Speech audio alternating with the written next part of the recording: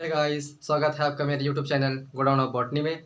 और आज इसी के साथ आज हम पढ़ेंगे प्रोकैरियोट्स एंड यूकैरियोट्स में डिफरेंस और थोड़े सिमिलरिटीज़ को भी देखेंगे। ठीक है गाइस, तो चलें कि ना चलें?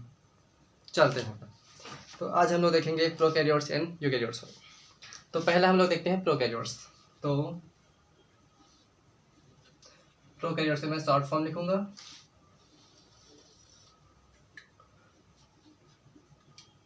यूकैरियोट्स।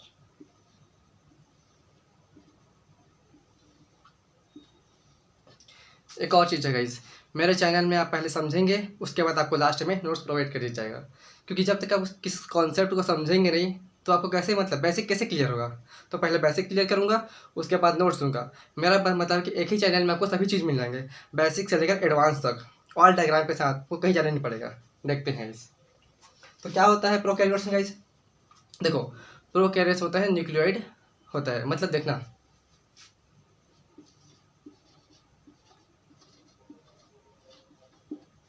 न्यूक्लियोइड, और इसमें यूकैरियोट होता है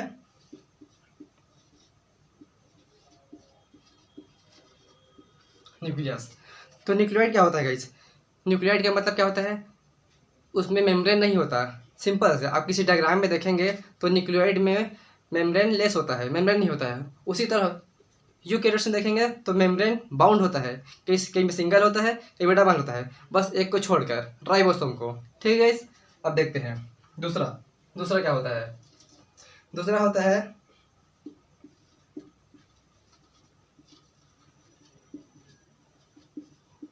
सर्कुलर डीएनए दैट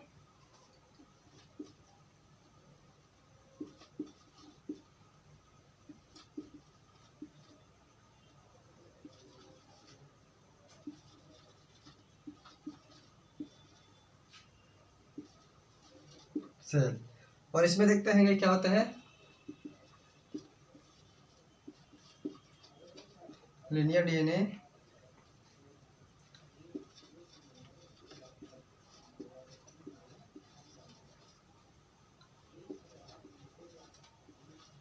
हाँ देखो, इसमें क्या बोला है?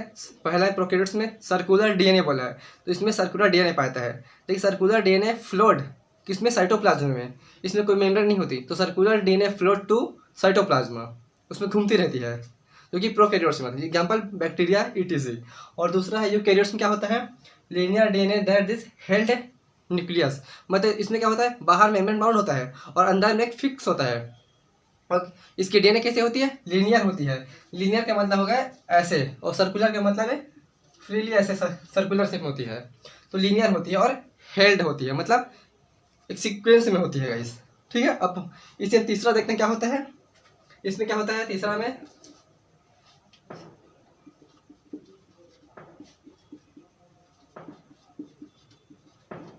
सिंपल डीएनए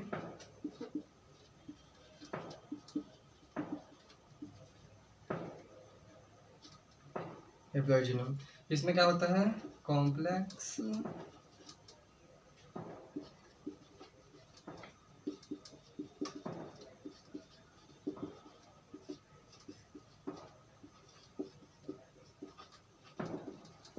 देखिए गाइस, प्रोकैरियोट्स में क्या होता है? प्रोकैरियोट्स में होता है सिंपल डीएनए हैप्लॉइड, मतलब हैप्लॉइड। इसमें क्या बोलते हैं? नंबर ऑफ संख्या क्या होती है? हैप्लॉइड मतलब सिंगल एन होता है। और इसमें क्या होता है? कॉम्प्लेक्स डीएनए होता है। डीएनए मतलब क्या होता है? डिप्लॉइड होता है 2n, या फिर पॉलीप्लॉइड मतलब मल्टीपल n। और नंबर ऑफ प्लॉइडी कितने हो सकते हैं? ट्राइप्लॉइडी, टेट्राप्लॉइडी, पेंटाप्लॉइडी, बहुत सारे। और अब हम लोग चौथा देखते हैं क्या होता है। इसका मतलब क्या होता है प्रोकैरियोट्स में? तो नो मेम्ब्रेन बाउंड। इसमें क्या होता है? No membrane bound. तो इसमें क्या होगा? सिंपल से मेम्ब्रेन बाउंड, मेम्ब्रेन से घिरा हुआ होता है। बताया था आपको पहले मैंने कि राइबोसोम को क्या होता है? नॉन मेम्ब्रेन, लेकिन उससे छोड़कर सभी सिंगल लेयर और डबल लेयर में कवर होते हैं। अब हम लोग चौथा देखते हैं क्या होता है। पांचवा देखते हैं क्या होता है गाइस। देखो, सिंपल से आप प्रोकैरियोट्स का मतलब होता है स्मॉलर साइज, जैसे बैक्टीरिया, और क्या बोलते हैं प्रोकैरियोट्स का मतलब यूकैरियोट्स का मतलब होता है लार्जर साइज। तो सिंपल से हम लोग लिखेंगे यहाँ पास स्मॉलर साइज, और यहाँ लिखेंगे हम लोग लार्जर साइज। अब रुकिएगा 1 सेकेंड, देखते हैं हम लोग। अब देखते हैं छठवां, देखते हैं क्या होता है। इसमें क्या दिया है, डिवाइडेड बाय बाइनरी फिजन, और उसमें यूकैरियोट्स में होता है divided by meiosis and mitotic. तो मियोसिस एंड माइटोटिक की क्लास में बाद में लूंगा, उसके पूरा डिटेल समझाऊंगा क्या होता है, लेकिन इसमें देखते हैं हम लोग। तो इसमें क्या वो है,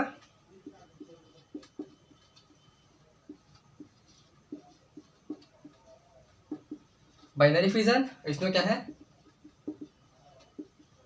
माइटोटिक और मियोटिक। ठीक है। अब इसी के साथ एक और चीज देखते हैं हम लोग,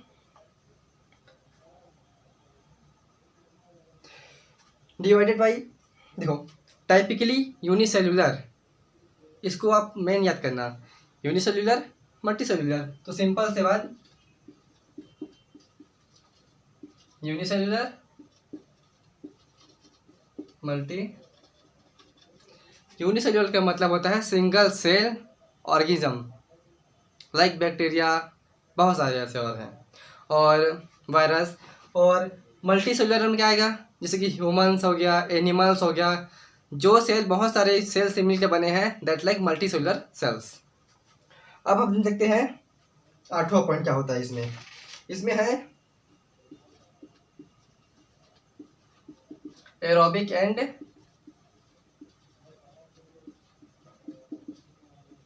एनारोबिक। एरोबिक एंड एनारोबिक क्या है, रेस्पिरेशन। इसमें क्या होता है, ओनली फॉर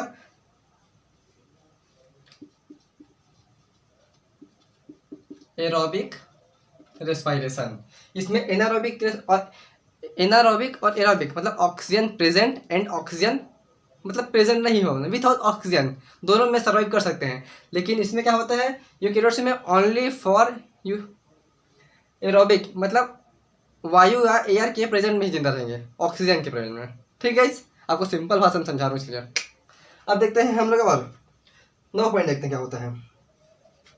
इसमें क्या होता है, फ्लैजिला। फ्लैजिला प्रेजेंट होता है, अभी क्या होता है सिंपल फॉर्म में। और इसमें क्या होता है,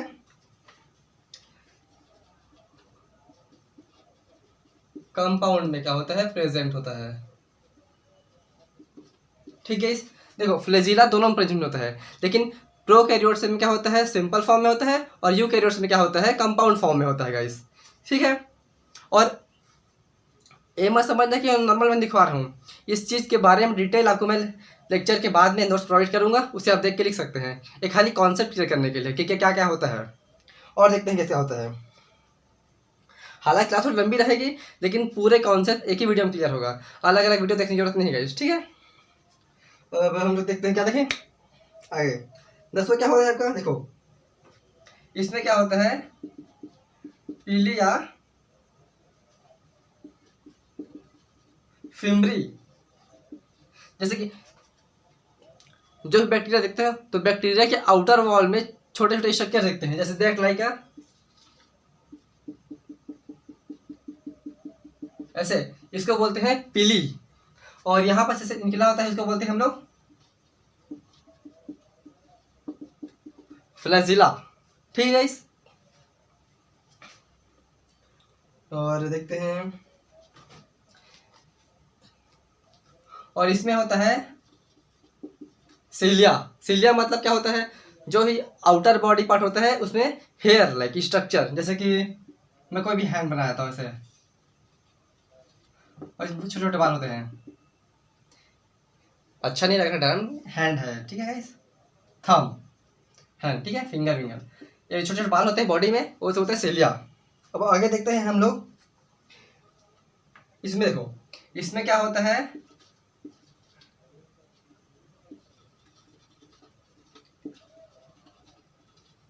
ग्लाइकोकैलिक्स क्लियर। और गाइस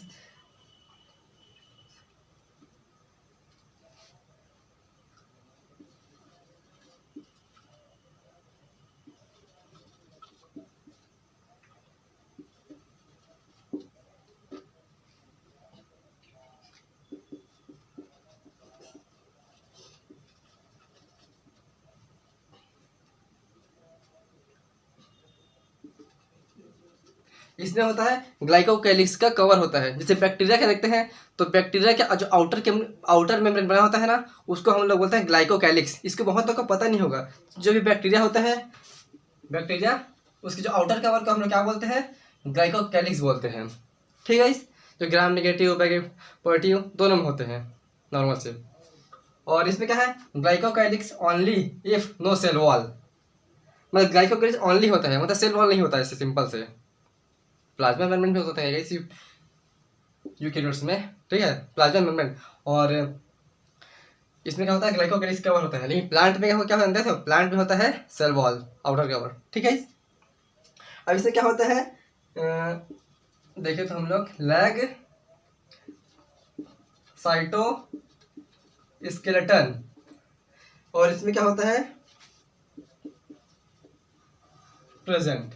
मतलब साइटो स्केलेटन जो कि एक स्टेबिलिटी प्रोवाइड करवाती है। जैसे कि हमारे जो हड्डी होते हैं या बोन, वो हमें एक स्टेबिलिटी मतलब एक बॉडी स्ट्रक्चर प्रदान करती है। सेम इसी तरह बैक्टीरिया में लैक होता है, मतलब नहीं होता है, उनको स्टेबिलिटी से नहीं मिलती है। और उनकी जो बॉडी होती है वो एकदम फ्लैजिलेट, मतलब मूवमेंटेबल होती है। और हमारे में क्या होती है, मूवमेंटेबल होती है लेकिन एक स्टेबिलिटी के साथ होती है, मतलब साइटोस्केलेटन प्रेजेंट होते हैं। ठीक है, इस प्रेजेंट होती है। अब देखते हैं हम लोग कैप्सूल।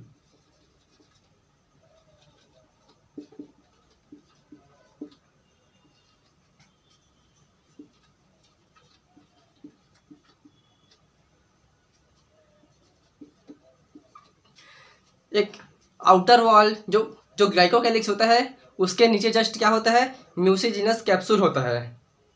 म्यूसिलेजिनस कैप्सूल मतलब चिपचिपा पदार्थ होता है कैप्सूल में। और कैप्सूल क्या, बैक्टीरिया, जैसे एग्जांपल हम बैक्टीरिया देख सकते हैं।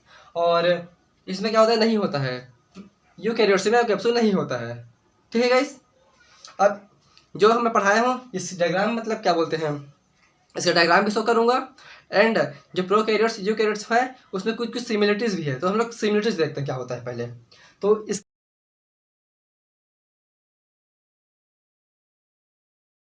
चलिए गाइस हम लोग देखते हैं सिमिलरिटीज कि प्रोकैरियोट्स और यूकेरियोट्स में सिमिलरिटीज क्या होती है, समानता क्या होती है। ठीक है। तो इसमें क्या होता है, पहला देखें तो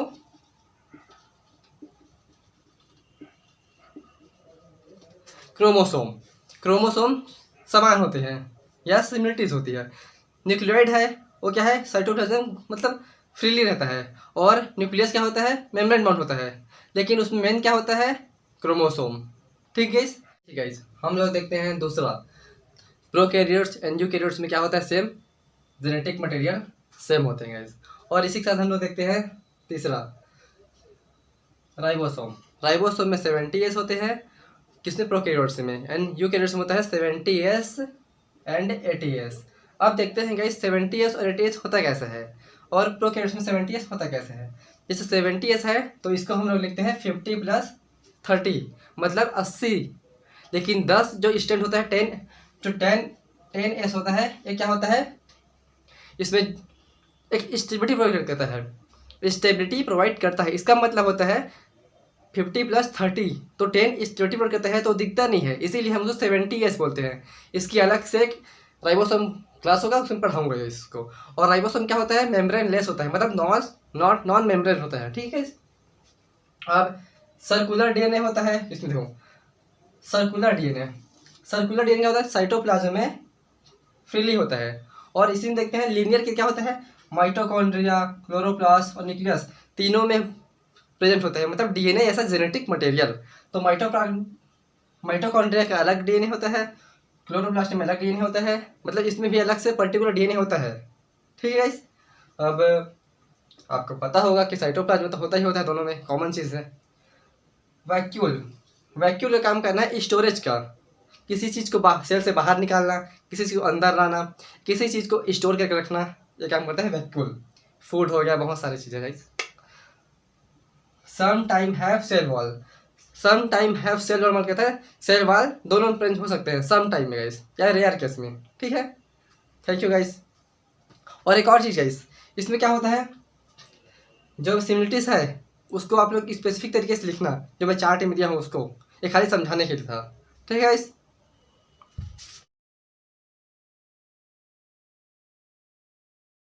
इसी के साथ एक और चीज़ हम लोग देखते हैं, इसमें देखेंगे डिफरेंट टर्म्स ऑफ सेल्स। इसमें क्या होता है गाइस, अब किसी चीज़ के बारे में बता रहा हूँ तो उसको क्लियर बताना चाहिए, मतलब एक ही वीडियो में आपको पूरे पूरे मतलब क्लियरिटी मिलना चाहिए मेरे ख्याल से, तभी तो आपको मतलब थोड़ा अच्छा लगेगा। सिंपल सी बात है। तो डिफरेंट टर्म्स एंड सेल्स, चलते हैं गाइस। तो सिंपल सी बात देखते हैं।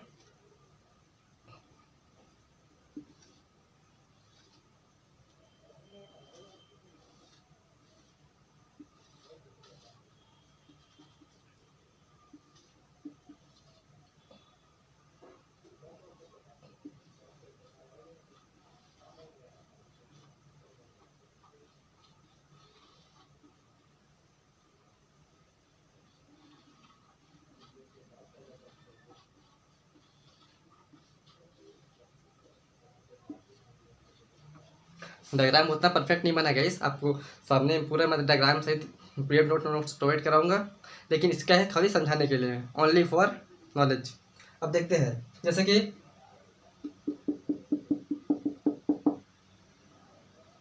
एज अ न्यूक्लियस मान लो इसको, एज अ न्यूक्लियस मान लो, तो मान लो ए साइटोसोल है। तो साइटोसोल होता क्या है, पहले मैं एक काम करता हूँ, लिख लेता हूँ, उसके बाद समझाऊंगा, ठीक है।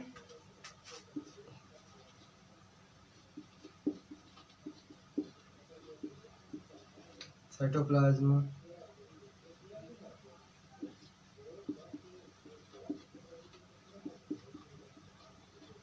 प्रोटोप्लाज्म,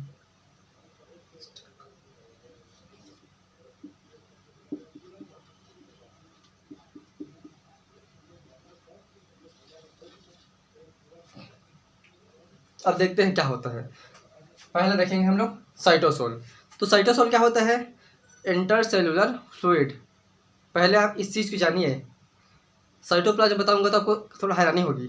साइटोसोल का मतलब होता है इंटरसेलुलर फ्लूइड, जितना भी अंदर में फ्लूइड पदार्थ है न्यूक्लियस के अंदर को छोड़ के, ठीक है, तो इसमें क्या होता है, साइटोसोल बुलाया जाता है, ठीक है।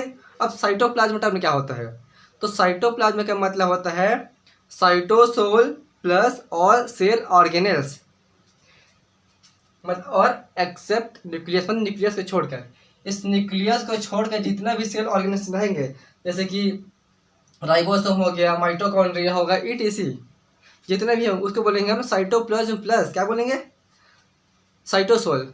साइटोसोल का क्या मतलब था, इंटरसेलुलर फ्लूइड, मतलब intercellular fluid plus all cell organelles, nucleus को छोड़कर, इसको क्या कहलाता है, साइटोप्लाज्मा, ठीक है गाइस, साइटोप्लाज्मा। अब देखते हैं हम लोग प्रोटोप्लाज्मा। प्रोटोप्लाज्म क्या होता है, तो प्रोटोप्लाज्म क्या होता है, साइटोप्लाज्म प्लस न्यूक्लियस। तो साइटोप्लाज्म में क्या होता है, साइटोप्लाज्म में होता है cytosol plus, simple cytosol plus cytoplasm बराबर होता है प्रोटोप्लाज्मा, लेकिन इसमें न्यूक्लियस ऐड होता है, ठीक है गाइस। मतलब इंटरसेलुलर फ्लूइड और सेल ऑर्गेनेल्स और न्यूक्लियस मिला के होता है प्रोटोप्लाज्मा, ठीक है गाइस। अब एक और चीज़ है प्रोटोप्लास्ट।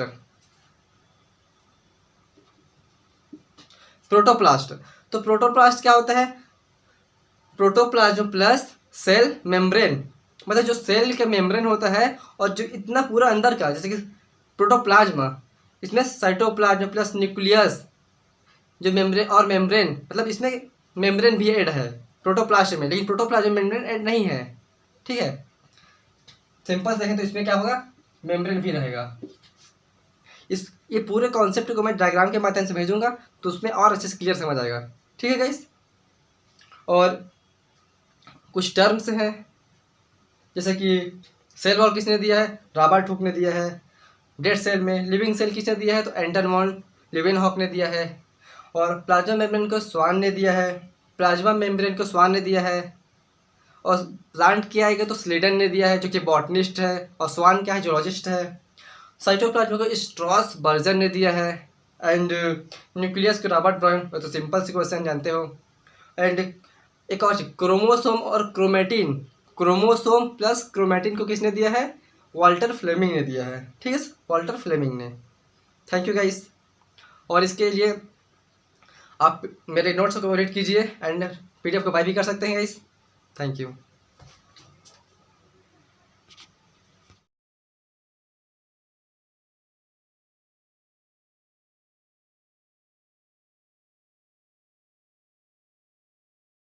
हाय गाइस, इस चैनल के माध्यम से आपको किसी भी पर्टिकुलर टॉपिक का बॉटनी स्टूडेंट के लिए पूरे नोट्स आपको मिलेंगे। मतलब किसी भी पर्टिकुलर टॉपिक के लिए आपको पूरे नोट्स एक ही वीडियो में प्रोवाइड कराए जाएंगे। ये मेरी मतलब आशा है, या मैं कुछ ऐसा कुछ करना चाहता हूँ। और आप मुझे बहुत सारे लाइक दें, सब्सक्राइब करें मेरे चैनल को, और मुझे ग्रो करने के लिए मदद करें। सिंपल सी बात है। और एक और चीज़ है गाइस, जैसे कि हम लोग किसी भी टॉपिक को पढ़ते हैं तो अलग अलग PDF में, मतलब अलग अलग वीडियोस में अलग अलग टॉपिक खोजते हैं। तो मेरा एक है, मतलब सभी टॉपिक एक ही साथ मिले, जिससे बॉटनी स्टूडेंट को दिक्कत ना हो। मेरा पर्पस सही है गाइस, ठीक है। और एक और चीज़ है, जैसे कि हम लोग जीवन में एकदम कठिन समझ लेते हैं कि ऐसा मेरे से ऐसा क्यों नहीं हो रहा है। तो आपसे इसलिए ऐसा क्यों नहीं हो रहा है, क्योंकि आप छोटे स्टेप नहीं ले रहे हैं। मैं हर वीडियो में से बोलता हूँ, आपको पढ़ने का मन नहीं कर रहा है, मत पढ़िए, कहीं घूमने निकल जाइए, उसके बाद आइए, उसके बाद फिर शांत दिमाग से थोड़ा सोचिए मैं इस चीज़ को छोटे स्टेप्स में कैसे प्रोवाइड कर सकता हूँ, या उस चीज़ को लिख के प्रोवाइड करिए। आप लिखते ही आपके आधे मतलब कॉन्सेप्ट क्लियर हो जाते हैं कि आपको करना क्या है, मतलब 50% सॉल्यूशन हो जाते हैं। मैं जब वीडियो बनाता हूँ तो मेरे को भी ऐसा फील होता है कि मैं कैसे करूँगा, लेकिन क्या है, मैं भी मतलब सोचता हूँ, तो मैं उसको लिखता हूँ कि क्या क्या क्या ऐड करना है, कैसे करना है, क्या कहाँ से कंटेंट प्रोवाइड करना है, कैसे उसको लिखना है, उसके बाद करता हूँ गाइस। तो आप भी मेहनत कीजिए, मैं आपके हमेशा साथ रहूँगा गाइस। Thank you.